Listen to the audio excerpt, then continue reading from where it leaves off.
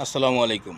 আমরা অনেক সময় রাষ্ট্রপ্রধান বা রাষ্ট্রের বিভিন্ন সমস্যা আমরা রাষ্ট্রের উপরেই বা সরকার প্রধানের উপরে চাপাই দিই অনেক সমস্যা। কিন্তু বাংলাদেশের সচেতন নাগরিক হিসাবে আমারও কিছু করণীয় থাকে।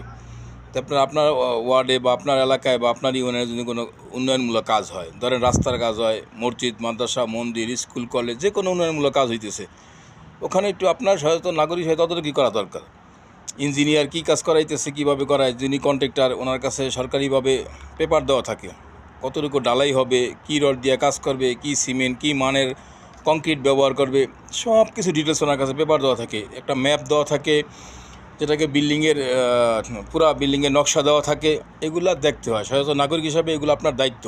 আপনি যাইবেন কাজের সাথে, যদি পেপারের সাথে কাজের সাথে গরমিল হয় ওখানে বাধা দিবেন। একা না পারলে জনগণ নেবেন, জনগণ না পারলে মেম্বার সাহেব আছে তাদেরকে জানাবেন। তারা যদি কোনো প্রতিকার না করে আপনি টিউনি সাহেবকে জানাতে পারেন। সচেতন নাগরিক হিসেবে এটা আপনার দায়িত্ব। যে কোনো কাজ আজকে থেকে এটা শুরু করেন, দেখবেন ইনশাল্লাহ সব কিছু ঠিক হয়ে যাব। যে কোনো কাজ উন্নয়নমূলক যে কোনো কাজে করুক, সেটা মেম্বার বা চেয়ারম্যান বা যে কেউ বাধা প্রদান করেন। আপনি যখন দেখবেন আপনার এলাকায় একটা রাস্তা হইতে আছে, কাজের মান খারাপ, আপনি বাধা দেন। আপনার ব্রিজ হইতে আছে, কাজের মান খারাপ, আপনি বাধা দেন।